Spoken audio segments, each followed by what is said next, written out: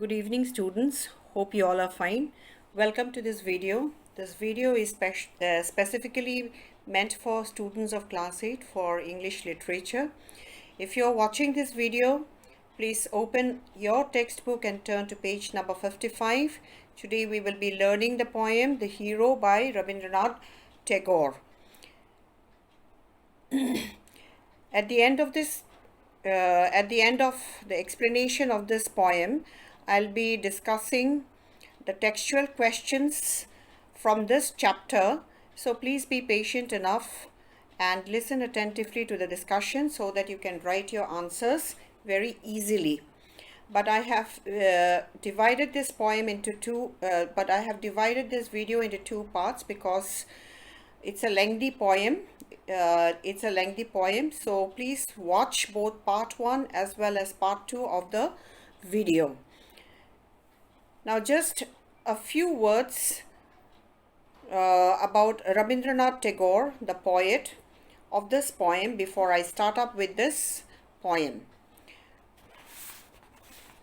Rabindranath Tagore is considered to be the greatest of India's modern poets. He was a versatile genius. He was a poet, essayist, playwright, novelist, short story writer, and educationist. He started showing his poetic talent at a very tender age. Tagore did India proud by winning the Nobel Prize for Literature in the year 1913. His award-winning poem Gitanjali is a collection of beautiful short lyrics expressing the spiritual yearning of man. Tagore's poetry is fiercely Indian. He was a great nationalist and preached the ideals of universal brotherhood. In addition to being a man of letters, he was also a composer of music and painter. As an educationist, he founded Vishwa Bharati at Shanti Niketan. Tagore has a unique credit of creating a new form of poetry called the prose poem. Now this particular poem is also a prose poem, and so it's a lengthy one. I'm sorry that I could not make a PowerPoint presentation, and I know that you will be bored seeing my face. However, please listen attentively so that you can understand the poem. Now let me just give a very short introduction about the poem. The poem Hero is indeed a fanciful poem. Now this poem is about a young boy who likes to imagine that he is very brave. He is attached to his mother. He likes to keep her company. The mother gives him love and protection. She gives him all kinds of support and help. The same child nurses a fantasy that he would one day become the dear mother's protector. Now, the child in this poem gives free rein to his imagination. He is traveling with his mother through a dangerous countryside. It is a fearful place. The mother has all kinds of fear, but the son undertakes to act as his mother's protector and hero. So this is just a very short introduction about this poem. Now, what are the main points to be focused on this poem? The main points to focus on this poem here are: number 1, the imaginary journey of the hero with his mother. Number 2, the journey through the lonely and the dangerous regions. Number 3, arrival of the robbers, and then the anxiety of the mother. The hero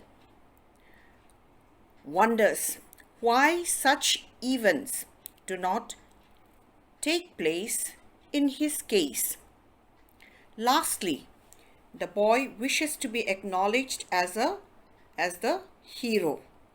Now these are the points to be focused upon. Now let me read the poem and explain you stanza wise. Well, the hero. Mother, let us imagine we are traveling and passing through a strange and dangerous country. You are riding in a palanquin and I am trotting by you on a red horse. It is evening and the sun goes down. The waste of Jora Dighi lies wan and grey before us. The land is desolate and barren. You are frightened and thinking, I know not where we have come to. I say to you, Mother, do not be afraid. Now in this stanza, the poet or the hero wants his mother to imagine that they both are traveling through a strange and a dangerous region. Okay, he asks his mother to further imagine that she is riding on a palanquin and he is proceeding along with her on a horse. Now, what do you understand by the word palanquin?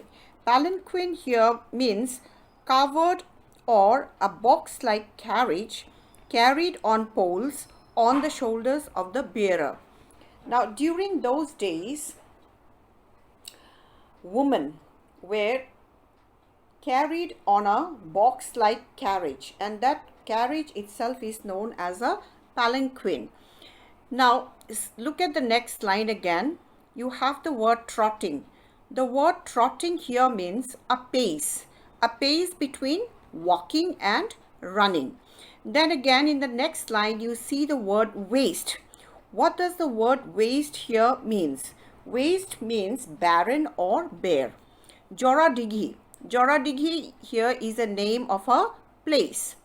Lies wan. W-A-N, wan.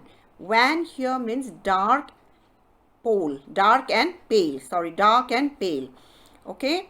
The land is desolate and barren. Desolate means lonely.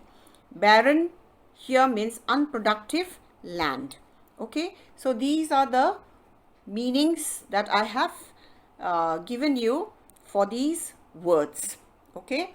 Now, in this stanza, the poet here wants his mother to imagine that she and her son are traveling through a strange and a dangerous region. Now, the son wants his mother to imagine that she is riding in a palanquin and he is accompanying her on a red horse. Now, you see, the boy further imagines that it is evening time and the sun has set.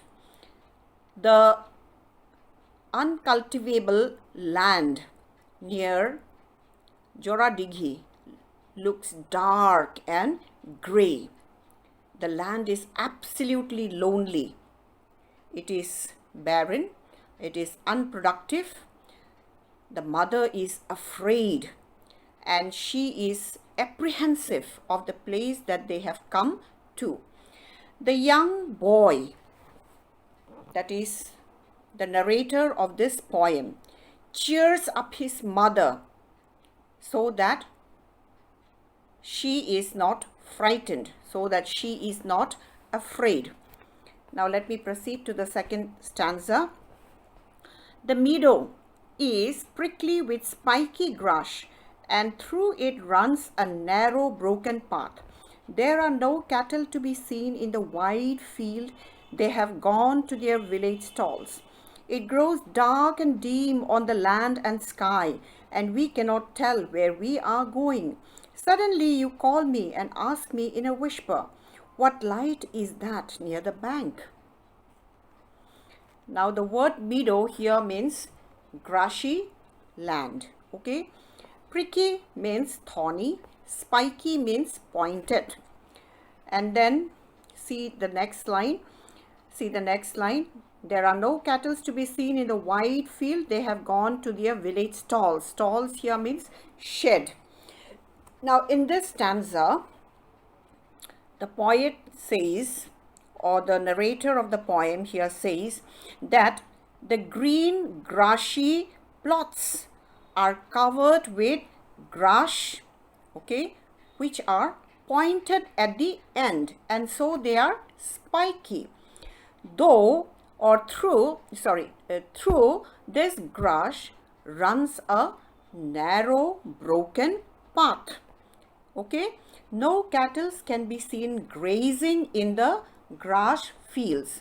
Perhaps they have gone to their village stalls. Why have they gone to their village stalls? It is dusk. The sun has already set. It's time for them to go back to the village stalls. The poet here says that it grows dark and dim on the land and sky. And because it's dark and dim on the land and sky, they cannot tell where they are going. Okay? Suddenly you call me and ask me in a whisper, what light is that? What light is that near the bank? Now the dusk time here gives way to darkness, which makes the earth and the sky look dark. So much so that the mother and the son cannot see or understand where they are going. Now suddenly the mother calls the boy to ask what light is seen near the bank. Okay, near the bank. Just then there burst out a fearful yell. And figures come running towards us. You sit crouched in your palanquin and repeat the name of gods in prayer. The bearers, shaking in terror, hide themselves in the thorny bush. I shout to you, don't be afraid, mother, I'm here. Just then, there burst a fearful yell. Fearful yell means frightful scream or shouts. And figures come running towards us. Figures here refer to the robbers or the attackers who cannot be seen because of the darkness. You sit crouched in your palanquin. Crouched. Now look at the picture on your textbook here. You can see the hero and his mother. Mother seated in a crouched position. Clear? But crouched means to sit in a position where the knees are bent and the upper body brought towards and down. Clear? And repeat the name of gods in prayer. The bearers shaking in terror. Bearers here means those attendants carrying the palanquin. Clear? I shout to you, don't be afraid, mother. Now what does the stanza say? The stanza says that they could hear, both the mother and the son could hear fearful yell, fearful yell or scream of the robbers approaching towards them. Now they see figures. The figures are not clear because it is dark. Okay, they see figures rushing towards them. Seeing the figures rushing towards them, the mother quickly prays, repeating the name of God while sitting in the palanquin. She prays so that God saves them from any kind of terrible happenings. Now, the palanquin bearers, the palanquin bearers were shaking in terror. They were shaking in terror because they were very frightened. they hide themselves in the thorny bush. What did they do? They were so scared of all those people who were approaching towards them that they left the palanquin and went running towards the thorny bush to hide themselves. I shout to you, don't be afraid, mother. Now, in this situation, the son or the hero takes control of the situation. He knew very well that his mother will be very scared, and so he shouts to his mother, telling her not to be afraid because he is there to protect her. Okay, now this is the end of the first part of the video. You will see the next part of the video in the second part.